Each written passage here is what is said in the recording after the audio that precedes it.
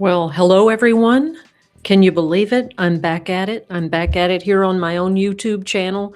Haven't done this in quite a while just by myself, so bear with me as we get back into the groove here. Put on a little music for us that we can enjoy as folks come in to join the live. And if you're watching later, I hope you enjoyed it. I hope you leave a comment, follow, subscribe, all the little jazzy jazz things to do. Tonight's going to be interesting. As I was preparing for this first episode of this series called Memory Unlocked, I originally thought that I was going to do it on just this one thing, and then it turned out to be something a little bit different. I hear Taylor crying in the background somewhere, so if you see Taylor, she's usually on the couch there. She also, along with the other cats in my life, has a playlist on my channel. So the cats have thoughts. You should check it out. It's a little playlist for all the kitty cats in my universe. Looking to see if we... Okay. Give it just a few more minutes and then we'll jump right into it. And I really think that you'll find this an interesting discussion. You know, the intent of this series is to really explore memory, you know, to really explore the things that stay with us, that we continue to revisit throughout our lives. And, you know, in my video description of the channel, of the series on the channel was that, you know, I learned through my incarceration that the place I could always go to escape, essentially, was my mind. And you know, I spent a long time on my bunk listening to my radio, oftentimes not listening to the radio, and just laying there and thinking. I used to kind of tell myself I'm going to go to my bunk to think. And I would just kind of rummage through and kind of root around in my memories and in my thoughts. And so I would, you know, come up with these really random memories from childhood, or maybe not even that far in the past. Maybe it was right before my incarceration. And I'd be like, does anybody remember this thing? Like, did I make this up? Did I dream it? Which it'll turn into a whole nother discussion, I'm sure, on one episode of, you know, what is the difference between a dream and memory? Because they very much feel the same. And hold on a second. Taylor, why are you crying? Where are you at? Come on. She's outside the door. Say hi. Hey, come here. Say hi to everybody. Oh, honey, don't. Here's Taylor. She doesn't like to be picked up, but folks have maybe never seen her, met her. She's real bougie. So anyway, you know, I developed this practice in prison to just disappear in my mind. And I would come up with things, and I didn't know if I made them up or dreamt them up. And so as I was going to jump into this episode here, let's do it. So the title here is Rabbits That Haunted My Childhood. And when I talk about rabbits from my childhood, I don't mean this guy. You know, I think everybody knows Bugs Bunny or Thumper, Roger Rabbit. I love that movie. I watched it over and over and over as a little kid. Who Framed Roger Rabbit? Energized Bunny. You know, these are all like rabbits from our childhood that seem jovial. They seem friendly or you know, whatever, right? Like non-threatening. And I realized that those were not the rabbits that stayed with me all of those years. So I'm going to start with Watership Down. So, Watership Down is a book by, I think it's, what was his name? Richard, somebody please correct me. Um, and it was also a animated film in the 70s, in the late 70s. Now, as I remember watching Watership Down as a child, me and my brother actually, at my grandmother's house, and I think it was on HBO. You remember when HBO had the little letters that would spin around? It would say, "Da na na na na na na na na." It still frightens me to this day, not just because of Watership Down. There'll be something else that supersedes the fear of Watership Down, and that's gonna have its own episode.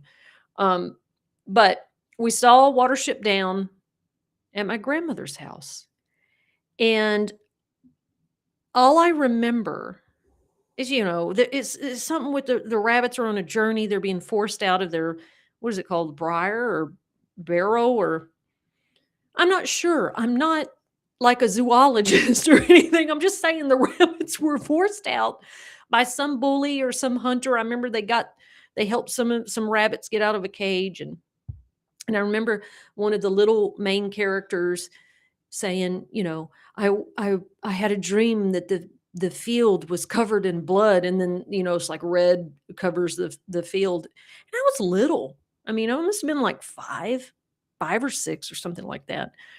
And it just frightened me. I'd never seen a cartoon that like wasn't like Bugs Bunny, like we just looked at, right?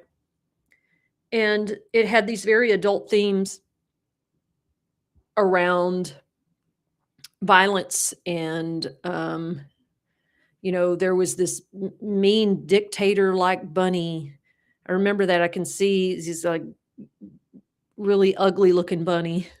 Anyway, the scene that sticks with me is this scene right here, which for copyright fears, I just have stills of stuff. I know other people very easily share clips of things and don't seem to get like dinged or anything from copyright. So I'm going to use a lot of stills. But it's this scene, and I don't think it's the bad rabbit. I think it's another rabbit. But the dog gets a hold of it. And oh, I'm sorry, I should have done the trigger warning at the beginning of the episode. There'll be themes of violence and scary things. But so the dog gets a hold of the rabbit, and you can find this scene online. I think you can watch the movie on HBO still. But there are like some ways you can watch it on YouTube, or at least scenes out of Watership Down. But there is a scene where that dog grabs that rabbit and shakes it around like dogs do, and then he throws it up in the air. And then the rabbit is just laying there like that on the screen. And so this scared me as a child. It deeply scared me. And not that I didn't live out in the country and know that animals are animals, but there was something so graphic and realistic, and it was interfused with all the relationships that the rabbits had with each other, and it was just so unexpected, right? Because this is not what I thought as a child when we were watching this as a cartoon. I never read the book, but I do remember watching the cartoon, and it was just like, what is happening right now? And so it stuck with me. And so I would ask people. I remember one time I was in the day room, and I asked somebody, "Did you ever watch a cartoon when you were younger about some rabbits?" There was also some bloody fight scenes between the rabbits, and then the little rabbit just lays down and dies at the end of the movie. And everybody just thought I was crazy. Nobody I can remember talking to about this was like, "Oh yeah, it's Watership Down," or whatever. No one ever remembered this. So then, of course, I think I just made it up. That I just dreamt it somehow and I made it up. So I was going to do the episode just on Watership Down, and there are a lot of review videos about this book and movie that are very interesting to people. Very interesting to hear people talk about, their experience of this film or this book. But the more I dug into that, I was like, oh my God. Like, I think this moment in this scene or this movie about these rabbits kind of blurred or merged itself into other childhood memories around movies and rabbits. I know, hold on. We're going to get there. Because what I want to talk about is not just the nostalgic thing of a memory, but the actual experience of it, the feeling attached to our memories. So that leads us into this. I know you're going to be like, what? I don't even know what you're talking about with E.T., the extraterrestrial from 1982. Everybody knows E.T. There's a little hand over there in the corner, and you'll see a rabbit to the right. What does this have to do with bunnies? Okay, so I've told people that growing up until I was like an adult after prison, I truly believed that there was a scene in E.T. where E.T. ate that rabbit. I'm not kidding you. Like, very robustly, very animalistically ate this little rabbit. Okay, so there is the opening scenes of E.T. I don't know exactly the time mark, but it's the opening of the movie, and the little spaceship sits down and the little ETs are out looking at stuff, all sweet. And they get in their ship and they're about to fly off. E.T., he gets left behind. And so he's looking at plants, and he's trying to, run after his little ship, and the scientists are coming to find him, and there's all this tension. It's scary, it's dark. And there is like a 3-second scene of him digging around to get this plant. And there's a little bunny that's kind of there just watching. He's just part of the B-roll, right? And for whatever reason, which I think that it had something to do with my memory of Watership Down, that I somehow blurred that into this moment, which is so bizarre to me that I remember E.T. eating this bunny as if it really happened. I can tell you about the entire memory of going to see this movie. So it's 1982, of course. Those of you that know a little movie trivia, they know that y'all know that E.T. played in the movie theater for, good Lord, 3 years, may have been more than that. It stayed at the movie theater a very, very long time. So it could have been 2 years after this that my grandmother, we called her Nanny, took me to go see it. And what I remember, it was the brand new theater in Longview, Texas. So this was a big deal to go to this, brand new. And she got me a Coke. Okay, she got me a Coke and Reese's cups, not Reese's Pieces. My girlfriend Lori tried to tell me earlier, you mean Reese's Pieces. No, the Reese's Pieces were in the movie. The Reese's cups are what my nanny bought me. And the reason why I remember this is that you know how normally it comes in a, like, especially back in the day, it was just a 2-pack. It was 3. There were 3 peanut butter cups in there. And I just thought, and I was little, so of course it was like big. I was like, wow, this is incredible. This is incredible. And it was one of the only things that I ever remember my nanny, my grandmother on my dad's side, which, we spent time with family all the time, but it was one of the only times that I remember just specifically being with my grandmother, just me and her. And that's why it was so special. And she bought me whatever I wanted. And then I remember that up until this scene in the movie. And then I didn't really remember much after that. And people would mention E.T. and I would just immediately become anxious because of this scene. And it was many years later as an adult, I mentioned this to somebody. "Hey, I never really watched ET. I really felt like I liked it as a child, like, later on, but there was just that weird scene with the rabbit at the beginning that frightened me," and people are like, what are you talking about?" It's just I think it was Watership Down imagery that just, or maybe I anticipated that ET would eat the rabbit, but that became a memory. Like, I still have it. So let's go to the next one, and I think this one will make sense too. Boy, and this won't be the only time I ever talk about Fatal Attraction from 1987. Um, I probably should have not watched this film as a child, but I did. It was the '80s, and our parents were just like, you know, "Close your eyes." And, you had to look through your fingers. But Fatal Attraction, as we know, okay, if you haven't seen the film, I don't wanna spoil it for you, but there's a rabbit in there. There's a rabbit in that pot. I'm sorry, but there is, and, the little girl in the film, her dad gets her a rabbit. If you don't know the story of Fatal Attraction,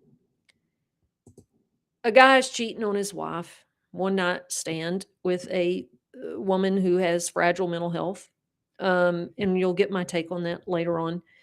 And she begins to kind of, stalk or terrorize the family. I don't have any other way to explain that. And anyway, he gets his daughter a little rabbit because she wanted a rabbit. And so they had just moved into this house, and she's got her little cage, and bye bunny, and they go see her parents or whatever, the wife's parents. Well, they come back, and there's just intercut scenes of, them coming home and the little girl's running to the rabbit cage.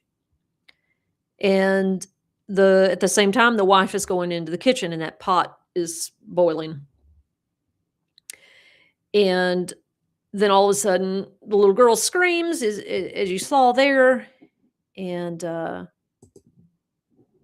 then you get cut back to the kitchen, and, of course, I did not show what was in the pot because it's right there when she opens the pot, and, of course, she flips out. I mean, who wouldn't? Someone has unalived your daughter's rabbit and put it in a pot. Now, that too, I think, kind of blurred into these other memories of these movie scenes with other rabbits. And so, like I said, the originally I was just going to talk about Watership Down because there's so much to unpack there, and I thought, well, lots of people do reviews of that book and that movie, and that's not really what I wanted to explore. I wanted to explore, you know, why why did I remember it that way? Like, I can still see ET, right? Like, eating the rabbit. I can still see that memory, but it's not real. It didn't really happen. Like, I sat through it as an adult and watched, and I'm like, well, did they take it out? No, it was never there to begin with. And, after all these years with each one of those scenes, they still deeply affect me, right? Like, as a little kid, like, the fear, the violence, the unknown, um, all kind of blurring and mixing together. And I never really forgot that. And it still stays with me. And sometimes, when I can't sleep at night, as usual, I'll just kind of lay there and do what I learned in prison, which is to just kind of rummage through my mind, and I'll go back to each one of these scenes from these movies from my childhood, and I'm just like, did this affect anybody else this way? Um, and why did I do that? Like, why did I merge all those different scenes into one? Um, Thank you, Lori, for reminding us that the cats have thoughts. So y'all can check out that playlist, please. Um, they're characters there. I think this is yes. Carrie said, "My husband is the only other person I've met who has not seen it. I didn't know." And Glenn Close was amazing in that movie. Um, there's some other things within that movie that have stuck with me and never left me that I think are worth exploring full discussions on. And y'all may have noticed in my new setup here, in my new home, in my new office area, this is also Taylor's room. I've got my movie posters in the back. Movies and books mean a lot to me. And sometimes they were the only ways that I knew how to relate to life and other people. Um, and I often disappeared in those things when I was a child, right? Like, so as a child, I disappeared in that to escape. And then while I was in prison for so long, I disappeared into my memories as a child, disappearing into those things. And, I think would these insights be of use or meaningful or thought provoking to anyone other than me and a couple of my friends? Maybe not, but to at least be able to articulate them or share them or even try to have a discussion, um, it preserves them. I mean, YouTube is serving as an archive for all of our memories and thoughts and feelings in a lot of ways. It belongs to YouTube, but I mean, I'd rather put these memories and these feelings somewhere to preserve, to document, because we all know, like, when we pass on, um, if we don't articulate them now and preserve them in some type of way, they disappear and they make us uniquely who we are. I mean, who are you going to meet that's going to say, I had a memory that ET ate a live rabbit in the movie? Who else is going to say that? But that happened. That was uniquely a story and a memory of mine. So, I hope that y'all will share with me other random, strange little pieces of nostalgia that maybe you remember from your childhood. Maybe, like I said, it wasn't that long ago. Maybe it was a couple years ago, or maybe it was this thing that you saw one time and you're like, did that really happen? I think what a running theme in my life kind of has been is that, did that happen, or did I make that up, or did I dream that, or where did I see that? Like, it's just fascinating to me how we all experience the same thing in so many different ways, and I mean, we can even explore that later on in terms of, like, what does that mean for criminal cases, right? Like in trial or jury trials, and that kind of stuff, like witnesses and reliable memory, because it is so tricky and it could turn on a dime. The way that you recall something, the way that you experience something could be so drastically different than the next person. It almost seems like y'all weren't even at the same event. You weren't even watching the same thing. How could you have such different experiences um, of the same thing, or in the different interpretations to that thing, right? Like, what was the point of Watership Down? Well, you'd have hundreds of different interpretations of what that story meant to that person. You know what I mean? Um, Carrie's saying, Legend was my issue. Devil scared me so bad. I'm happy I didn't know it was Tim Curry who was playing him later on, which, I didn't know that was Tim Curry. Tim Curry, like Pennywise, the clown from the original miniseries. There's another memory right there. We could go into, the original ABC miniseries. And I'm talking like I was pulling different ideas up for episodes, and I'm like, I was a very frightened, nervous child. I really was. I have a lot of memories. I'm like, oh, that scared me. Oh, that freaked me out. Oh, that frightened me. Or that's really weird. And I just wonder if other people feel the same way about these random things that they dig around in their mind. Well, I'm happy to chit chat some more. We've got 5 minutes till the 30 minutes that I've allotted for each episode. And, if you have questions, you can certainly leave them in the comments. You can pop in now, whatever you want to do. I'd appreciate if you shared it. I really do want to create a community. And if you haven't gone to the community section of my YouTube page, please do that. It's kind of, I think YouTube has tried to make like an area not just to post, but to like create conversation the way y'all remember the way Facebook used to be? Like original Facebook when it first happened, and you had your wall and you were just like posting stuff almost like Twitter, and then Twitter took off from there and kind of mimicked that, and then it all merged. And did y'all hear MySpace is coming back?